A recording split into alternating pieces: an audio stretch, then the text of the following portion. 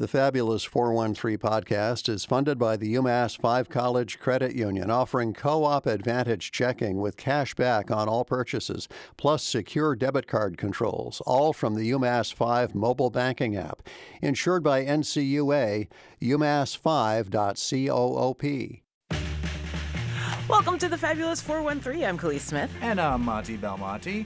And we've left the fun drive behind to bring you all new things. Like a Bay State pilot program that's allowing the Franklin County CDC to work with small restaurants and catering companies to feed folks in 5 counties. We head to Greenfield to learn more about the Food Insecurity Grant Program for independent restaurants. Plus a historical milestone of an important artistic and cultural movement when we talk with Northampton's Professor Usman Power Green about the 100th anniversary of the Harlem Renaissance. And Congressman Jim McGovern was here literally 2 days ago. And how did that go for him? Let's find out.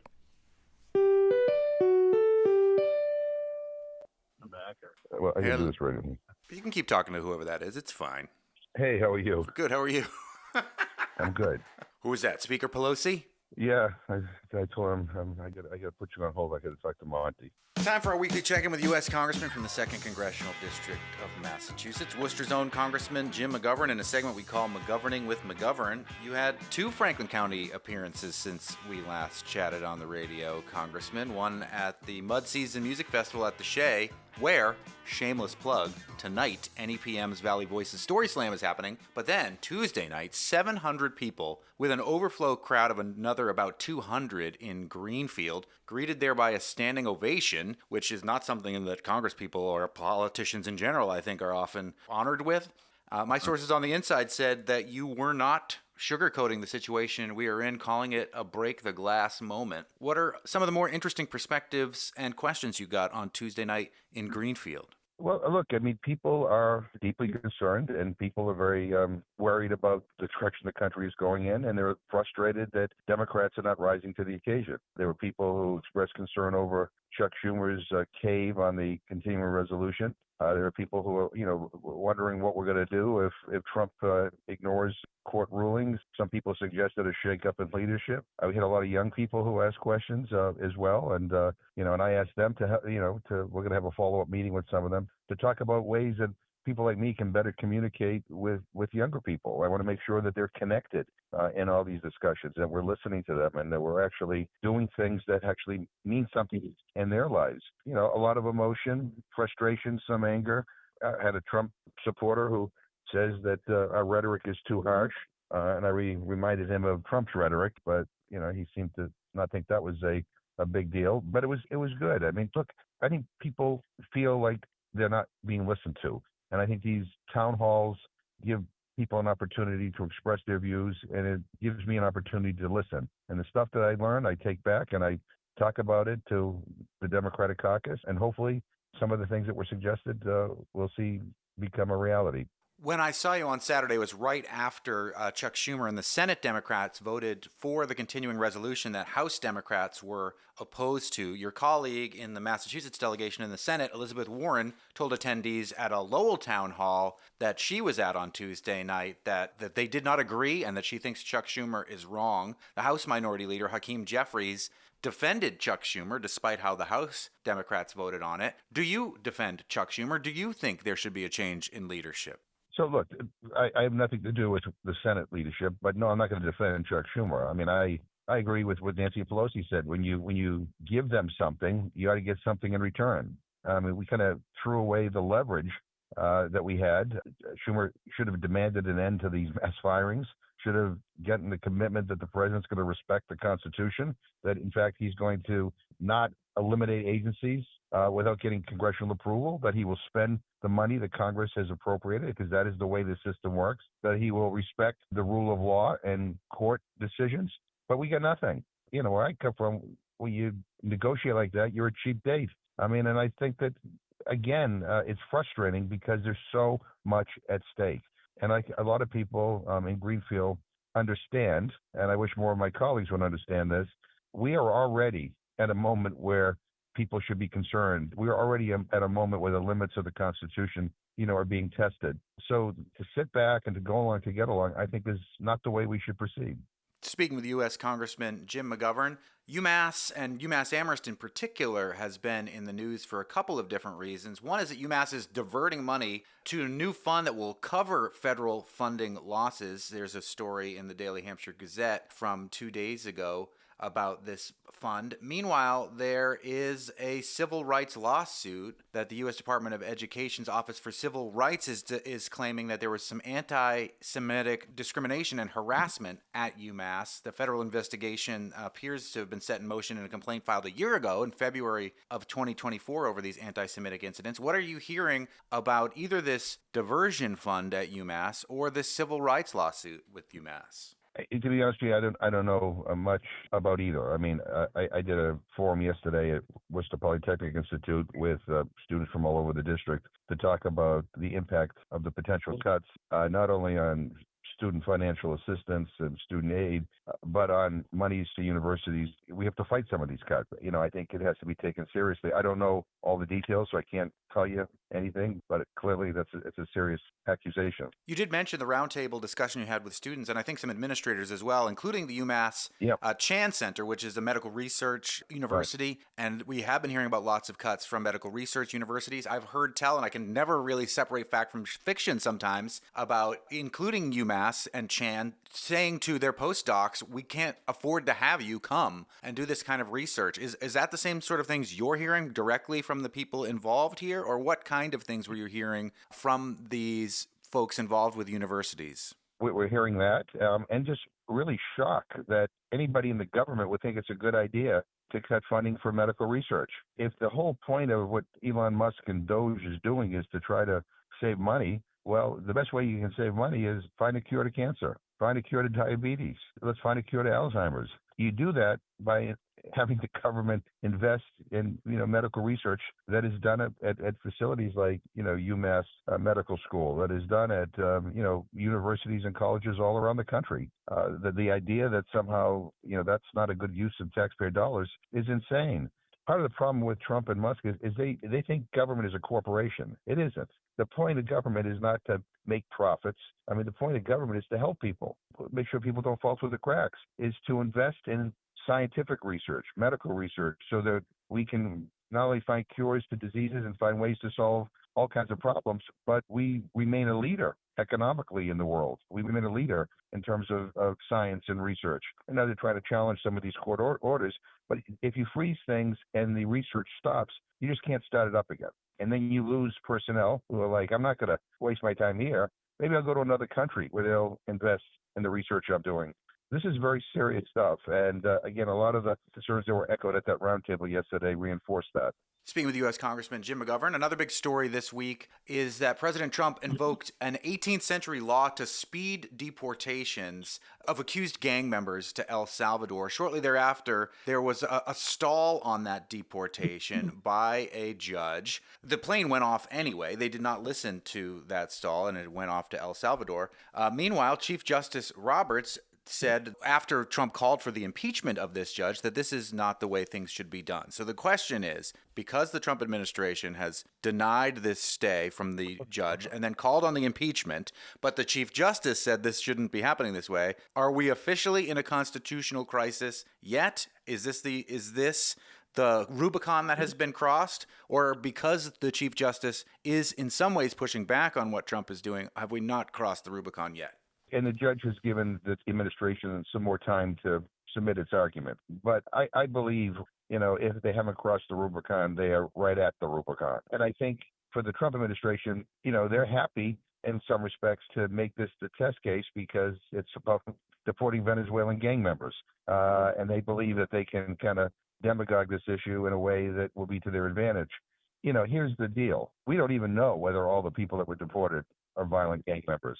And we do have a process in this country that is supposed to be followed, and there are no exceptions to it. And when you start making exceptions to it, again, then you start to undermine the rule of law. I mean, all we know about the people that were deported is that they all have these kind of crazy tattoos on their bodies. But if having crazy tattoos on your body was a grounds for deportation, then Pete Hegseth would have been on that plane. So this is a very dangerous moment that we're facing. And again, I give Justice Roberts credit. I don't always agree with him, but I give him credit for speaking out because I think he's realizing that Trump is trying to blow up the Constitution.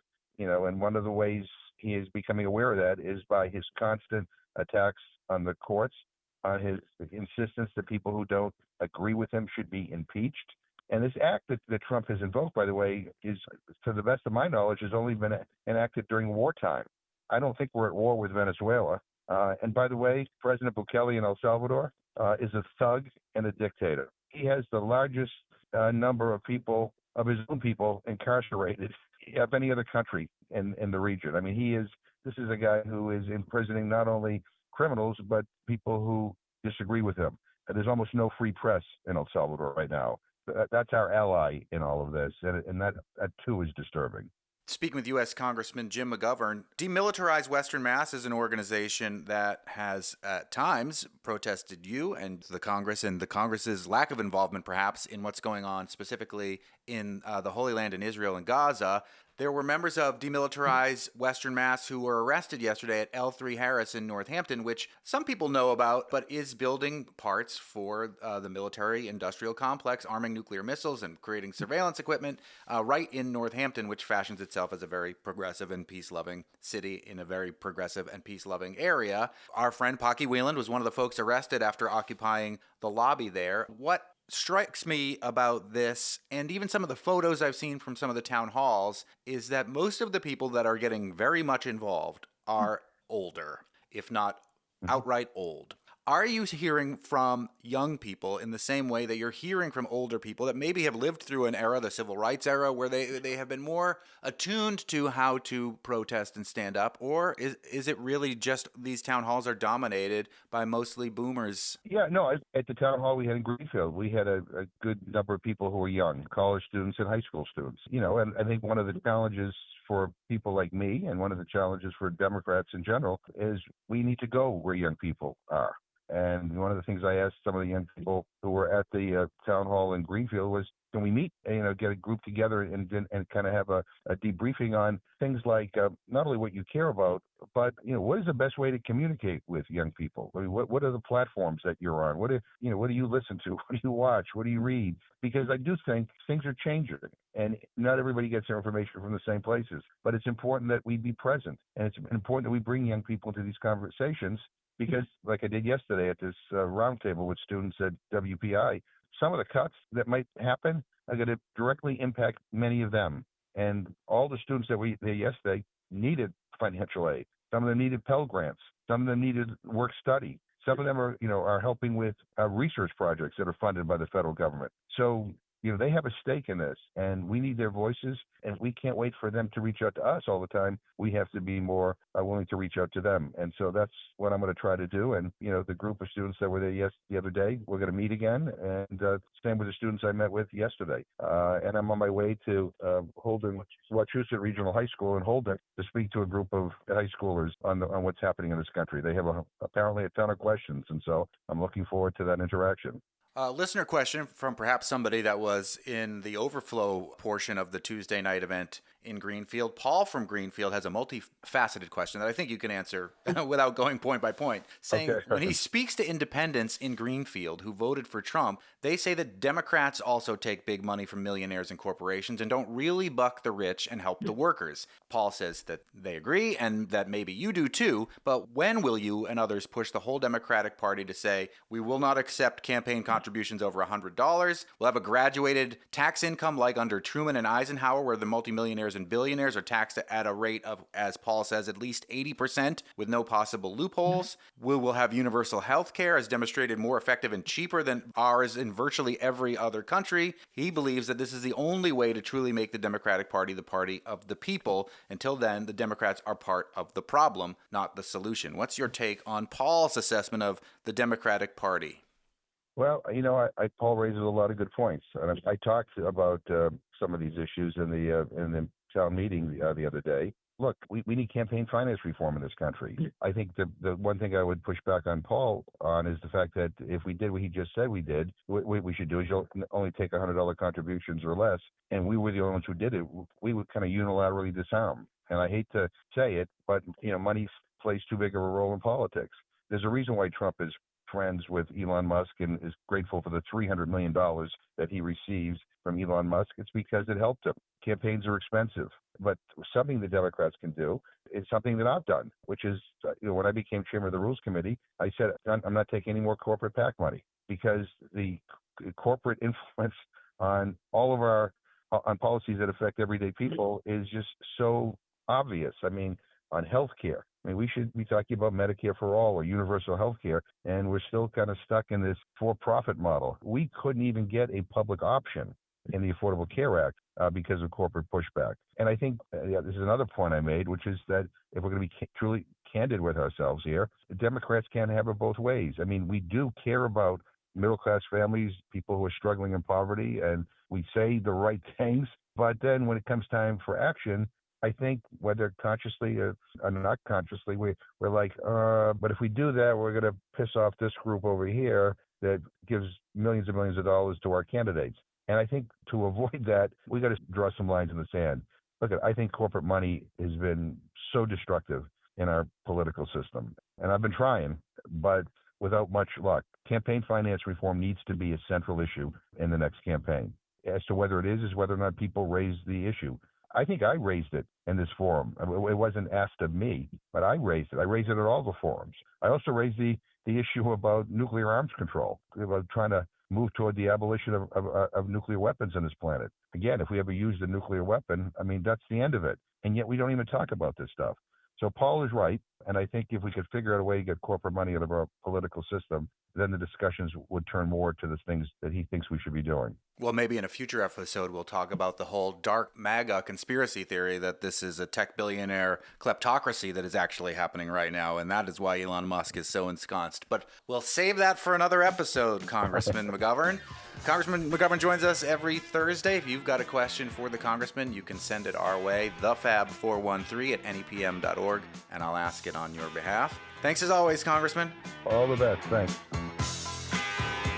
Soon we'll learn about an innovative way the Commonwealth is hoping to support small businesses and the food insecure. We'll chat with Kate Lawless, Amy McMahon, Valerie Hudson, and Hannah Sobel about the Food Insecurity Grant Program for Independent Restaurants. But first, Professor Usman Power Green jumps off from Elaine Locke's essay into the period of burgeoning artistic and intellectual prowess as we take a closer look at the Harlem Renaissance. You're listening to the Fabulous 413 on 88.5 NEPM.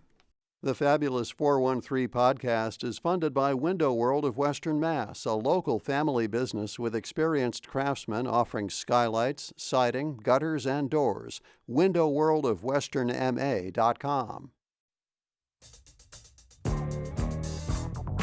Well, it's time once again for our monthly and sometimes more than monthly segment, The Power of History, with Dr. Usman Power Green from Northampton, Clark University Professor of History. And we're talking about a very special centennial today on The Power of History. And it's actually, I was thinking about, it was actually March 1925. Oh, so right on the dot. We are in the month of the one of the more famous moments in African American literary history, which is the publication of a small magazine called Survey Graphic that published a group of black writers that would inaugurate, at least in the consciousness of the nation, what we come to call the Harlem Renaissance. And Elaine Locke, who was a philosopher, pitched the idea of having some of these young and up-and-coming black writers submit something to this Survey Graphic, this new which came to be known as the New Negro, which we can sort of get into even that. So. Tell us about some of the authors that were part of this inaugural edition of this. Yeah, so one of the authors that is going to sort of make her name as one of the artists is a woman named Anne Spencer. We oftentimes think about Langston Hughes and some of the other writers. Zora Neale Hurston is published in this edited collection. But Anne Spencer is one of the less known poets who at the time was sort of sending poetry from Virginia, where she was, and being published in both Survey Graphic as well as The Crisis, as well as Opportunity, and really, is an author who has found tremendous recognition in the last 30 years. And at the time was recognized, but as a person who is much less famous than County Cullen or Langston Hughes, who some of you listeners might have read in your classes. Yeah. Is Toomer considered part of this too? Yeah, Gene Toomer is certainly seen as one of the more influential writers, but his work, which is called Cane, by some are seen as somewhat impenetrable to teach. And so therefore, we though if you take a course on Harlem Renaissance or Black cultural history, you'll probably be asked to read sections of Cane. I certainly have. Me too. Have students read it, but it's a modernist work, everybody, that attempts to capture what it really is like to be a Black person living in the Deep South, in this case Georgia, and it's very experimental, and so therefore. It can be difficult to categorize. Is it a novel? Is it a series of sketches? It has poetic forms to it. We're talking about the 100th anniversary of the Harlem Renaissance in many ways. And Harlem, of course, is a neighborhood in Manhattan in New York City. And when people hear the name Renaissance associated with it, it can be loaded with all sorts of different things. What was the community of African Americans of Harlem like prior to the Harlem Renaissance, and how did it change after Langston Hughes and some of these other big names that we associate with the Harlem Renaissance started to gain in prominence? Yeah, and so Harlem, it's really interesting. I mean, part of the moment in which Harlem, New York becomes the Harlem, New York that many people think about really happens because of what we call the Great Migration, right? So suddenly Harlem, which had actually been a predominantly white community in Upper Manhattan, actually had an influx of people, African Americans from the South, some from the Caribbean, who are going to arrive there and bring with them both the spirit of the age, which is, thinking about ways that one can advance themselves personally, and when it comes to artists, really thinking about the ways in which their self-expression was held back from where they were before. And so increasingly, by the 1920s, Harlem becomes both a literal space, but also sort of a metaphysical space. I am a professor, everybody. So you can look that up. Metaphysical space where we think about freedom, right? The sort of freedom to express yourself and be involved in a literary moment that would become path-breaking in terms of African-American culture and literature. And beyond literature itself, too, like there's markers in dance and in music. It's good to remember that Harlem Renaissance encourages all of the arts. What are some of the other arts and other artists that came out of this time period? Just to sort of be clear, there is a impression that suddenly African-American arts and literature emerged. But actually, African-American artists, musicians, music like ragtime in New Orleans, the blues artists like Bessie Smith, who will become really prominent, were operating for the 20 years before that. Really, the reason why people talk about it as a renaissance in Black arts is because the sort of what we think about as the mainstream white publishers, Broadway, which Shuffle Along in 1921, is going to be a site where people begin to recognize Black artists for their contributions, which had already been there for a long time. But at this moment, with urbanization, with the arrival of Black people, Prohibition helps because suddenly some of these clubs, like the Cotton Club that emerges, are going to be sites where various gangsters are able to bring the elite in New York City to hear people like Duke Ellington and others who perform. Speaking about the 100th anniversary of the Harlem Renaissance with Usman Power Green, The Power of History, our monthly history chat with our favorite professor, all play favorites from Northampton, Clark University professor favorite show of history. The Harlem Renaissance, and we've talked a little bit about the literary figures and a little bit about the musical figures. Harlem is still a predominantly Black neighborhood today. What are some of the lasting impacts of the Harlem Renaissance on Harlem as we know it in 2025, 100 years later? Most importantly, it is because of this era, right? So this is like the foundation, 100 years ago plus. We begin to think about Harlem and think about it as representing African-American voices. So over the next 100 years to present, when you say Harlem, right, which is a section of Manhattan, everybody, by the way, one thinks immediately of the artists, the writers. Obviously, with the emergence of hip hop, the hip hop artists. The Apollo? Emerged. The Apollo, exactly. The Apollo Theater. So comedy and all that goes with that too. Absolutely. That's what I think. Sylvia's, Yeah, the Soul yeah. Food Kitchen. Yep. Love that place. Yep, yeah. All of the, what would come to be to represent a sort of black culture and black cultural expression. Harlem is certainly one of the places, and it really comes from this time period, right? And so its legacy today, in many ways, is a return to recognizing this history, right? And so reviving some of the building structures and really attempting to reignite black culture and art in Harlem, like I said, which has been happening definitely in the last 8 years. Right. And it's interesting, too, it becomes, I feel like it's important because it's one of the few black economic hubs above the Mason-Dixon line, and it's allowed to essentially remain intact in ways that a lot of other black economic centers, whether they had thriving arts communities or not, were not allowed to continue. Yep. The fact that, we still know about Harlem, that Harlem is still regardless of gentrification, still got a heavy black presence is tribute to this also. Yeah, absolutely. Because of the fact that, once again, generation after generation continue to see it as a place for opportunity, even in the low moments, as artists and writers, as even filmmakers, as you get into the more recent times, Harlem is a place where people expect to be able to find a niche, in terms of black communities, where they're going to be able to express themselves through their art and through their writing. You mentioned, Professor Usman Power Green, that the arts in black society in the United States was thriving in different locations and pockets prior to what we are calling the Harlem Renaissance, and that the Harlem Renaissance really kind of put it on white people's map, for lack of a better way to describe it more simply. Was there an influential white person or publication that was one of the first to say, hey, check out what's happening here in Harlem? Yeah, well, so there's a couple ways in which the manufacturing of this idea of black artists takes place. Part of it has to do with the magazines and newsletters that emerge in organizations like the NAACP, for example, which is the Crisis, which is the name of the sort of magazine for the NAACP that publishes black authors, particularly poets, by emphasizing literature and culture. W.E.B. Du Bois, who's famous from growing up in Western Mass, is going to be the editor, the main editor of the sort of magazine, and shapes the content and recruits Jessie Fawcett, who at that point was a black writer and a culture worker who was one of the early black graduates of Cornell in this era as a black woman, is going to arrive in New York City and become the literary editor of The Crisis. And she, in many ways, sort of shepherds in these black writers who are around and provide a space for that, right?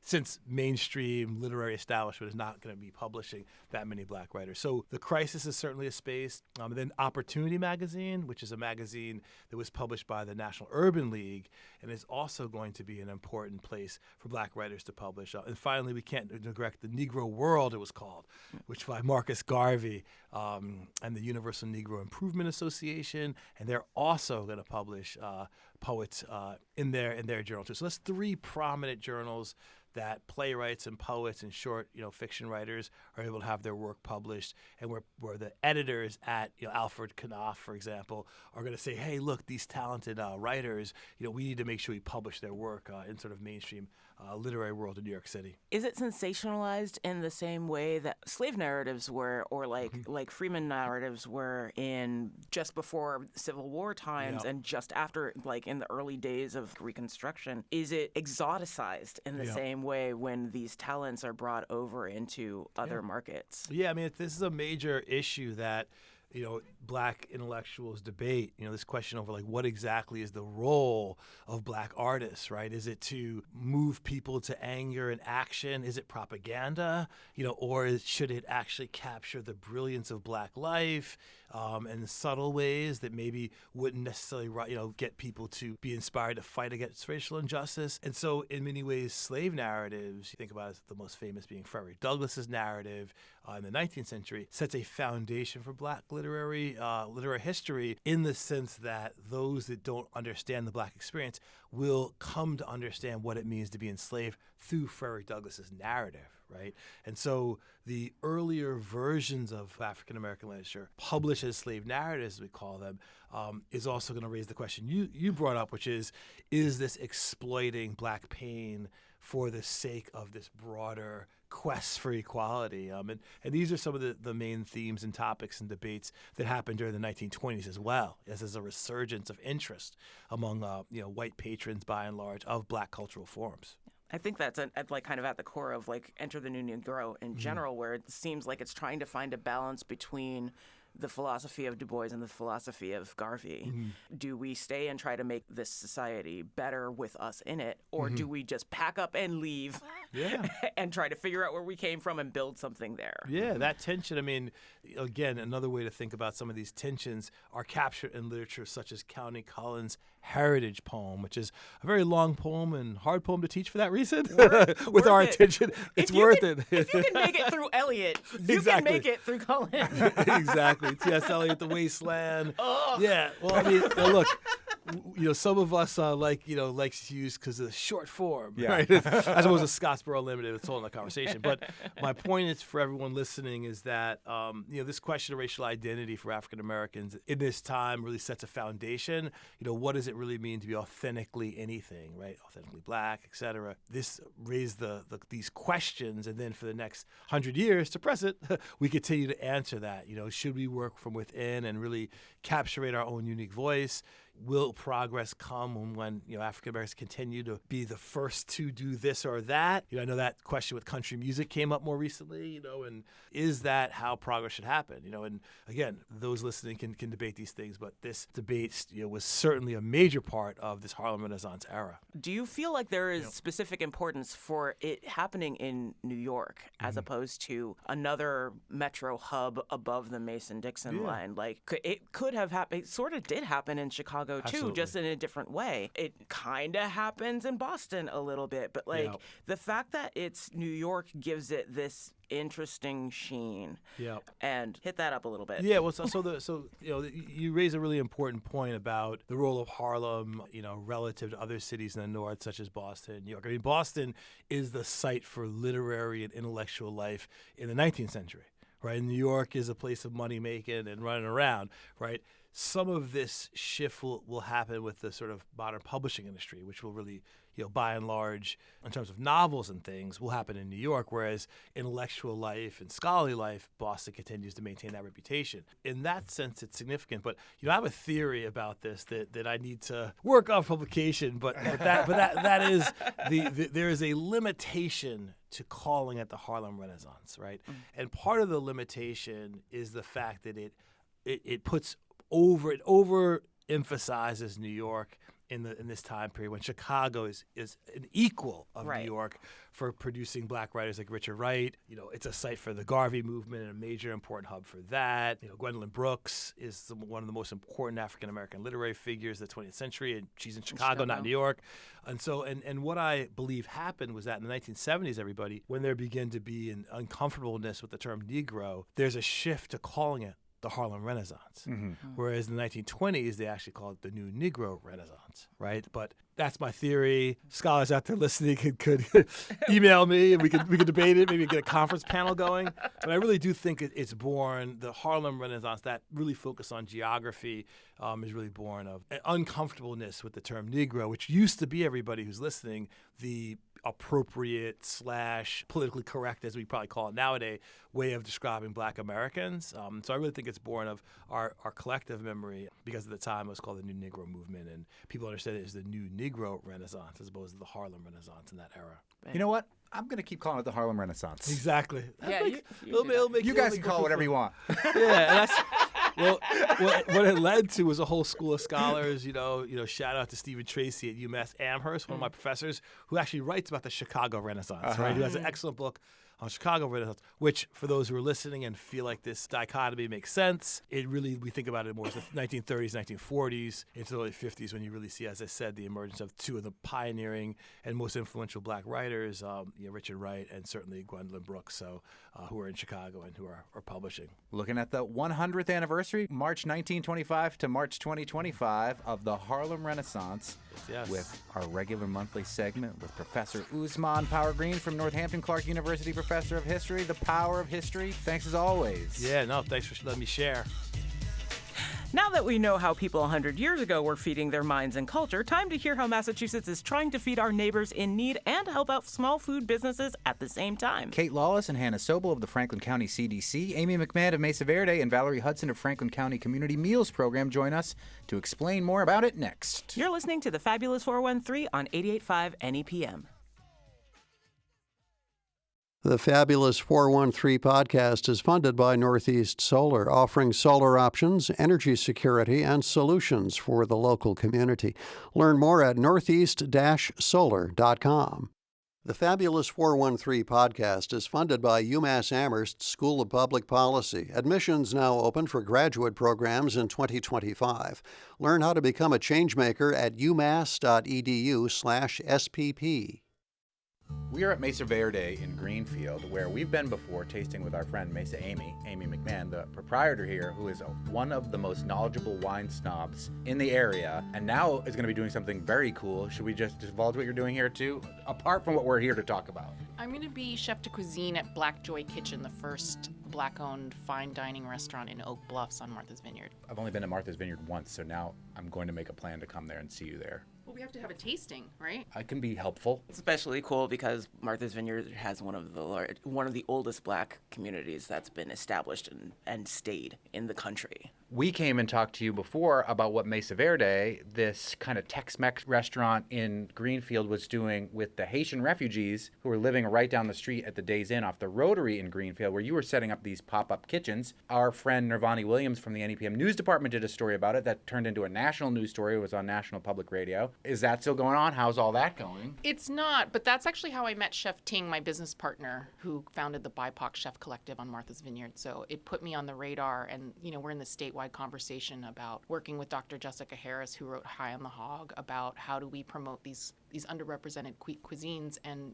truthfully, we don't eat melanated food in America, and her whole point is, why is that? So the Haitian pop-up was about how do we start getting representation and eating food and being more inclusive in our community as well as on our plates. But the mission of what Mesa is involved with making sure people have enough to eat, is continuing. And we're here with two folks from Franklin County CDC, which is not the Center for Disease Control, I like to say all the time, the Community Development Corporation. My name's Kate Lawless. I am the Communications Director. And I'm Hannah Sobel, and I am a Program Manager. We got a press release from you, as we so often do from different organizations, talking about this exciting new program that the CDC is funneling to make sure that our neighbors right here in Greenfield are having enough to eat. What's the name of the program? It's the Food Insecurity Grant Program for Independent Restaurants. It's very catchy. This is a new program that the state funded through just a first pilot year, and it's designed to support independent restaurants as well as our food insecure neighbors. Mesa Amy, how is it going to work here, this program, through what Mesa's doing? Well, it's been working. We've been doing these meals since February, and it's an incredibly elegant revenue stream because it's your downtime. A lot of times the pantries come to pick it up at 2 or 3 or 4. So, to be able to make your nut in the afternoon and then go into the dinner, it's just incredibly reassuring for small businesses where, things since the pandemic are so up and down. You'll be slammed on a Wednesday and dead on a Friday. This to me feels like we get to be of service, do something great for the community, and it's also very sustaining for us. Is the money coming from the state government in Massachusetts, or where's the money coming from? Through state funding through the legislature. So this is a pilot year. We're not sure if it'll continue, but it's been really successful. It seems like it's been helping out a lot of people. So hopefully we can show them the impact of it. Is there a codified number that the restaurants are supposed to either hit or meet to be a part of the program? The main qualifying factor for restaurants is that they're a small business, and in terms of their capacity to serve a number of meals, roughly between 2,200 and 3,200 meals over the course of the program. So that's what we asked restaurants to be able to meet that. And how many has Mesa Verde done since you started doing this in February? Any idea yet? So I would say we're probably in the 1,500 range. Mm-hmm. Yeah, and so a lot of our meal sites, which are the nonprofit partners like food pantries and meal programs, they've worked with multiple restaurants. So that's why, Mesa Verde is working with Franklin County Community Meals Program. Yeah, a lot of meal sites are working with 1, some are working with 3. Really just depends on what they wanted to do. Right, so they're working up and down the valley from Hamden, Hampshire, Franklin. Hannah interacts with the nonprofits. They reach out to the restaurants to say, we already have an existing relationship with this restaurant. We think you can provide these meals for the people who come to seek out a meal. So it's a great program uniting those both all across the valley. Are you working with, you as the Franklin County CDC, working with restaurants across the 3 counties?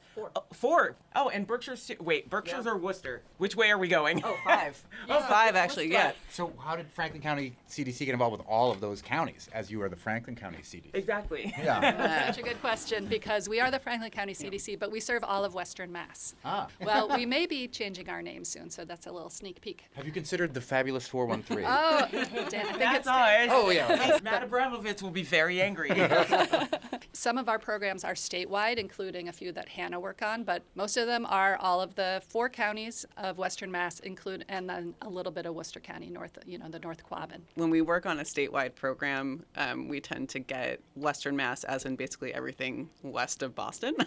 Yeah. So that's why Worcester County gets lumped into the Western Mass a lot. We'll allow it. Poor Worcester County. We don't represent them either. And we are at the table, the green table of Mesa Verde, with Kate Lawless and Hannah Sobel from the Franklin County CDC, as well as Mesa Amy, the owner of Mesa Verde. And what's your name? Valerie Hudson from Franklin County Community Meals. You're one of the programs that's working with Mesa Verde. Yes. How does it work? Do the folks that you're working with place an order for a blackened chicken burrito with Chipotle sour cream like I'm about to? I wish. However, they do provide us with a premium quality, bulk pack meal that we've planned ahead of time. We have several different meals to choose from. Everything's pre-planned till the end of May. And then it's like a hot meal program where people do they drop in or? Yeah, you can drop in at any time. Our Greenfield location is at 16 Court Square. That does most of our caterings with Mesa Verde, and we are open every Tuesday and Wednesday from 4:30 to 5:30 for meal service. About how many people have you seen come through for this program since it's started? Last month? Yeah, we've had several meals so far catered, and it's probably been over 1,200 meals at this point. Are you the one working with Hillside as well? Or Yes. Yeah, okay. Other restaurants too, or just Mesa and We're Hillside? doing Mesa and Hillside right now. What are some of the other restaurants that are involved in this program, Hannah, from Franklin County CDC? We've got a bunch in Hadley and Amherst. There's Pulse, Lily's, Wildwood Barbecue, Ouya Poke Bowl, Vera Cruzana.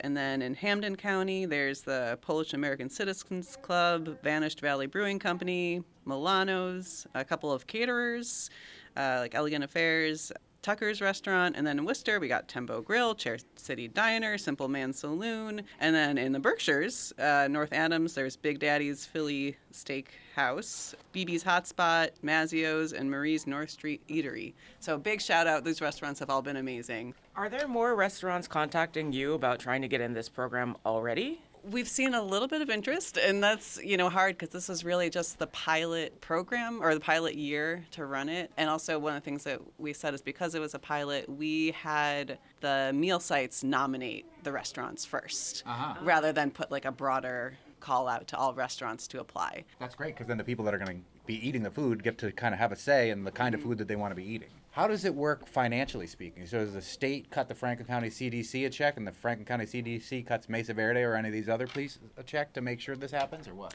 Yeah, pretty much. As opposed to bringing in supplies that have to be worked with. The Food Bank of Western Mass gets all sorts of food from all sorts of different places, and that's kind of what they have to work with. But you're just working with the money. Let Mesa Amy take care of where the food's coming from. Yeah, exactly. We just pay the restaurants directly. How long is this pilot program funded for? Until the end of May of this year. Oh, so then when you said it's the end of May, that's because that's when the money's going to run out. That's when it's out.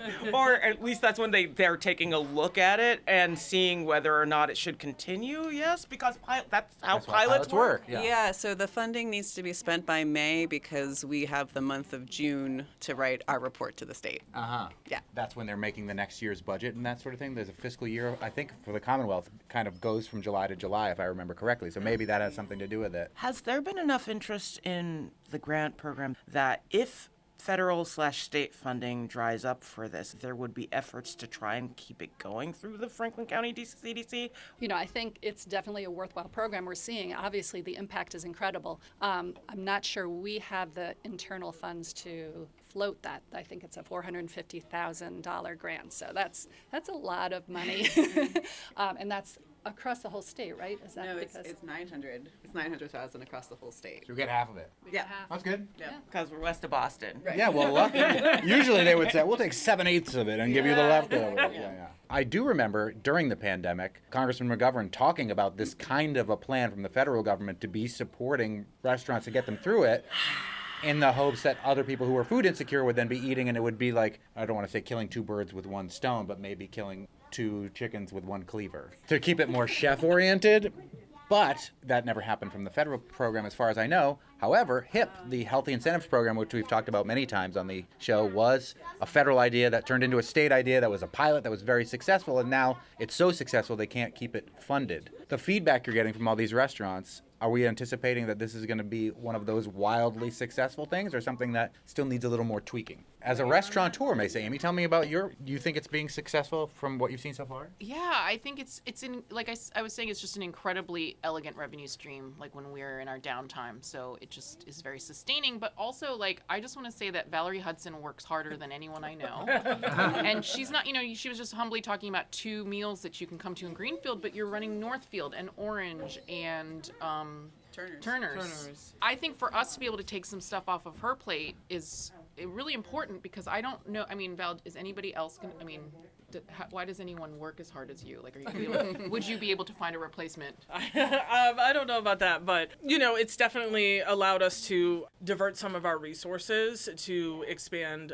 other direct services programs that we've been trying to expand on for a while. We did purchase a commercial property in Orange for a new pantry, and this is a great help in kind of like allowing Mental Space to create that project instead of like purchasing food or having to go through a community system to find, certain sources of food for people. But Orange also participates, and we are picking up a catering today from Hillside. Basically, Amy wipes the sweat from her brow. Not you today. Yeah. You're all good. Is Orange working with anyone other than Hillside? No, we're just doing Hillside and Mesa with Franklin County Community Meals at this point. Nice. Yeah.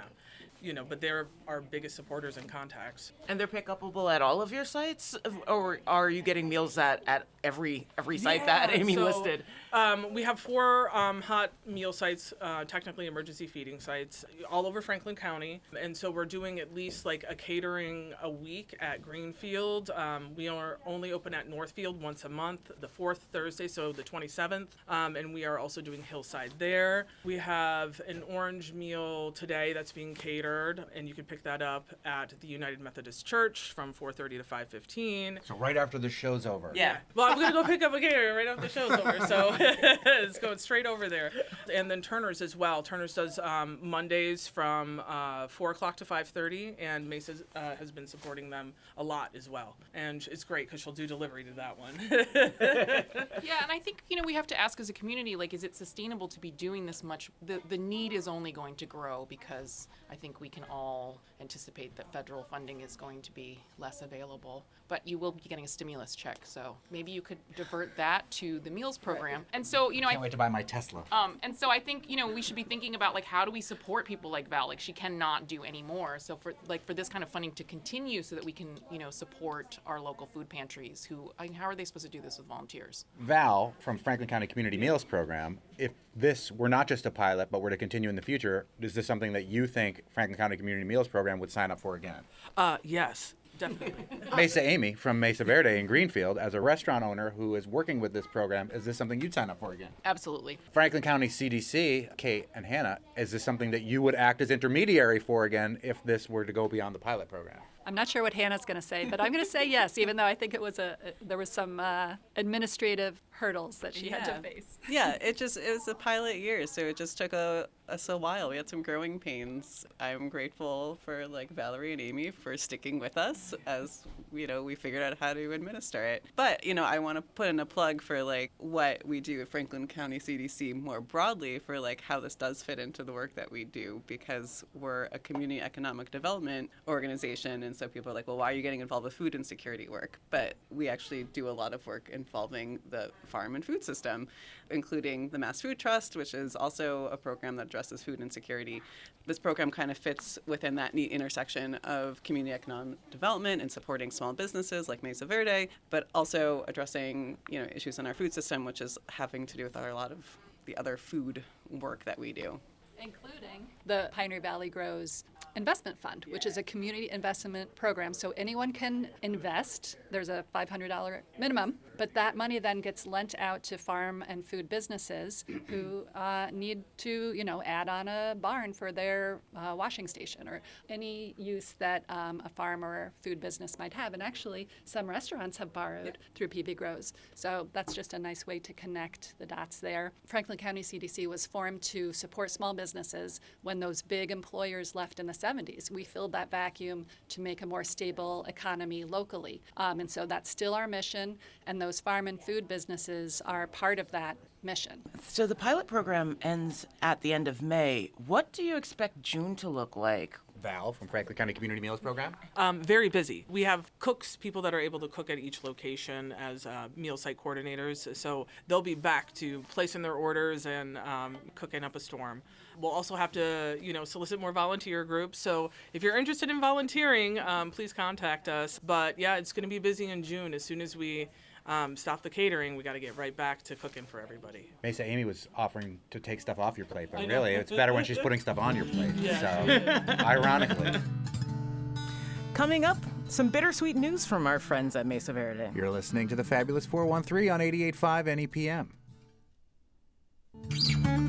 We were just talking with Amy from Mesa Verde about the great program they have, but she sent me a statement right after we left saying when we opened Mesa Verde in 2003, we saw a need for fast casual food before Chipotle existed. The restaurant business has gotten exponentially harder, and just as I was excited to bring something new and different in 2003, I'm excited to bring new and different cuisine to Greenfield in 2025. If you're feeling nostalgic, come into Mesa until we close at the end of the month. We will be renovating and preparing for a new iteration to open in May. Mesa Verde will be joining the Black Joy Food Love Restaurant Group. This summer, Black Joy Kitchen will open its doors as the first Black-owned fine dining restaurant on Martha's Vineyard, and she will be chef de cuisine, and a partner, Mesa Verde, will become Black Verde Food Lab. I love it. Black Verde Food Lab. We'll see what happens with all the pop-ups in that great spot in Greenfield. Tomorrow on the Fabulous 413, more secret information that has to do with golf courses, live music from this banjoist, Max Wareham. And we'll go to State Street to taste wine. We'll see you tomorrow. Bye.